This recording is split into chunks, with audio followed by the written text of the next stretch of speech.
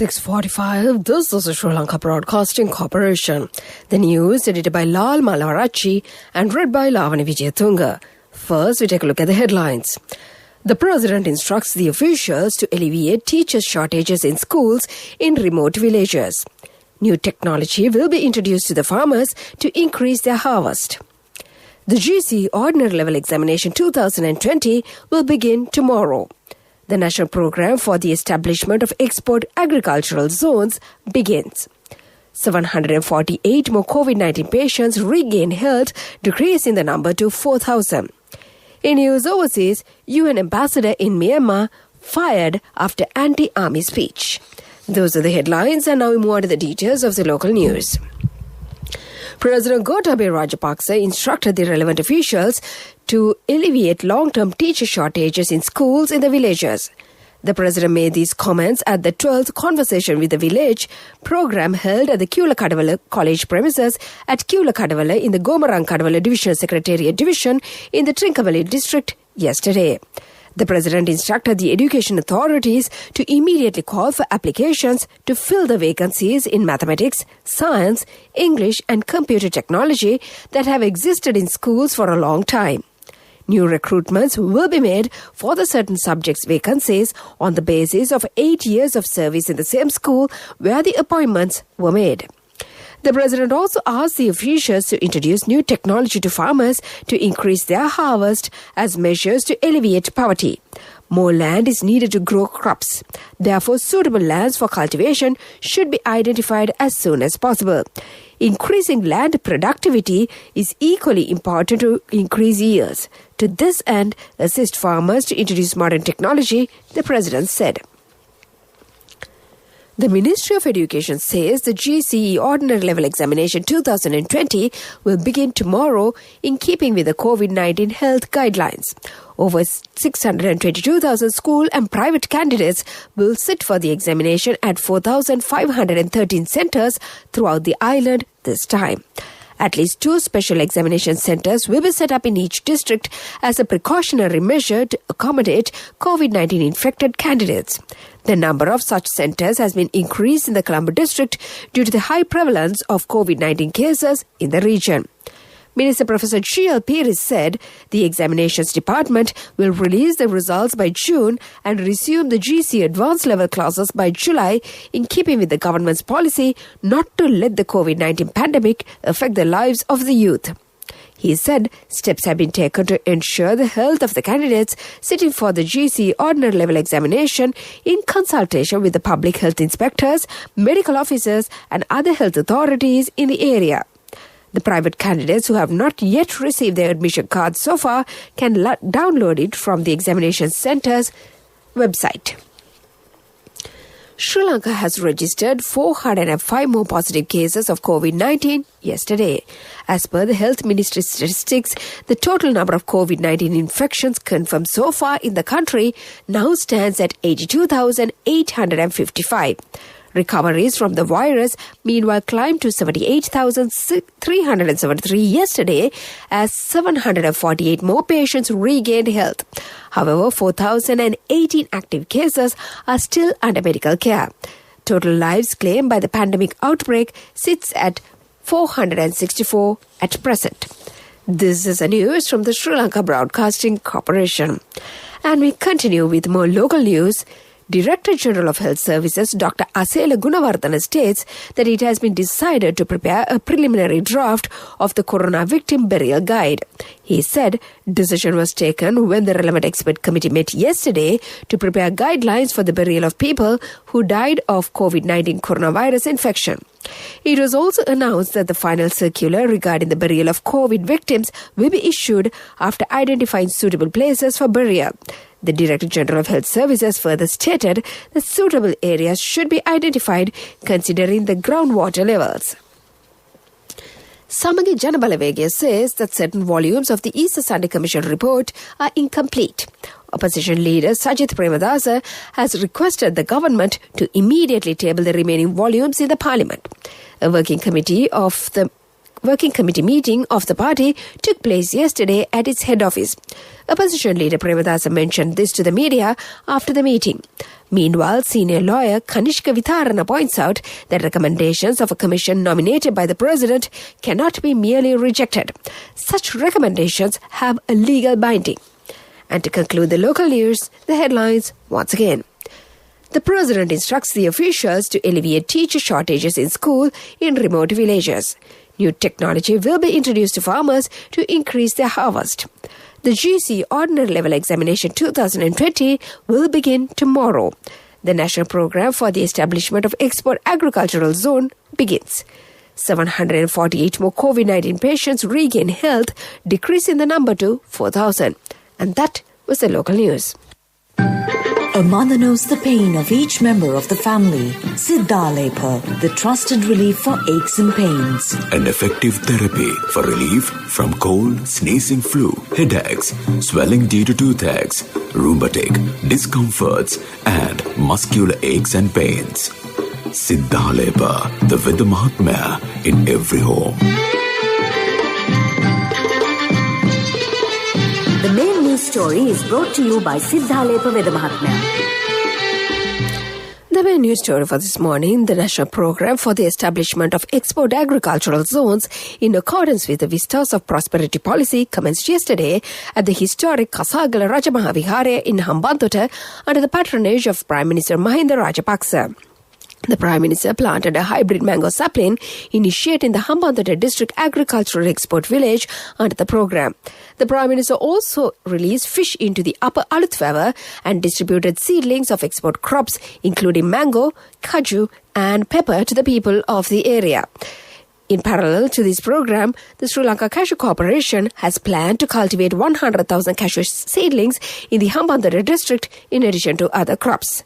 The objective of this national program is to increase the contribution of the export agricultural sector to the current GDP of 2% to 4% by the year 2025 and promote agri-entrepreneurship. And that was the main news story. The main news story was brought to you by Siddhalepa Vedha Mahatmya. Brush your teeth twice a day for healthy teeth and gums. Supiriviki and Kakulu, your trusted brands in oral care for many years. Supiriviki Ayurvedic toothpaste for adults. Kakulu Ayurvedic toothpaste for kids. 9 Ayurvedic ingredients of Supiriviki will protect your teeth and strengthen your gums. Supiriviki and Kakulu, products from Siddhalepa. In Voshla this morning, the Water Supply and Drainage Board says the water supply to Colombo and its environs will be under low pressure due to the prevailing dry weather condition. However, the Water Board said the water supply will not be interrupted.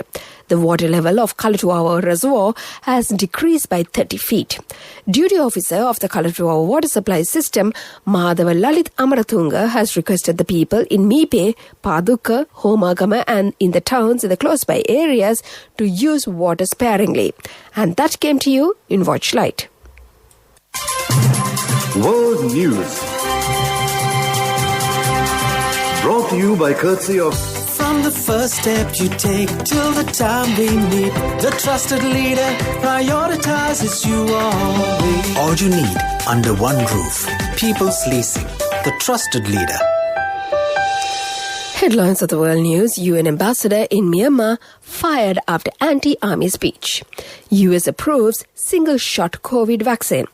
Archaeologists unveil ceremonial chariot in Pompeii. Those are the headlines, and now we move on to the details of the world news. Myanmar's rulers say that they have fired the country's ambassador to the United Nations a day after he called for help to remove the army from power. In an emotional speech, Kyaw Moe Tung said no one should cooperate with the military until it handed back the power to the democratically elected government. Security forces intensified a crackdown on the anti-coup protesters on Saturday. Local media say dozens were arrested and that one woman was shot in the city of Monwa. Her condition is not clear. US regulators have formally approved the single-shot Johnson & Johnson coronavirus vaccine, the third jab to be authorized in the country. The vaccine is said to be a cost-effective alternative to the Pfizer and Moderna vaccines and can be stored in a refrigerator instead of a freezer. Trials found it prevented serious illness but was 66% effective overall when moderate cases were included. The US is the first country to approve the jab made by Belgian firm Janssen. Archaeologists in Italy have unveiled a ceremonial chariot they discovered near the ancient Roman city of Pompeii. The four-wheeled carriage was found near a stable where 3 horses were uncovered back in the year 2018. Experts believe it was likely to be used in festivities and parades, with the finder described as exceptional and an excellent state of preservation.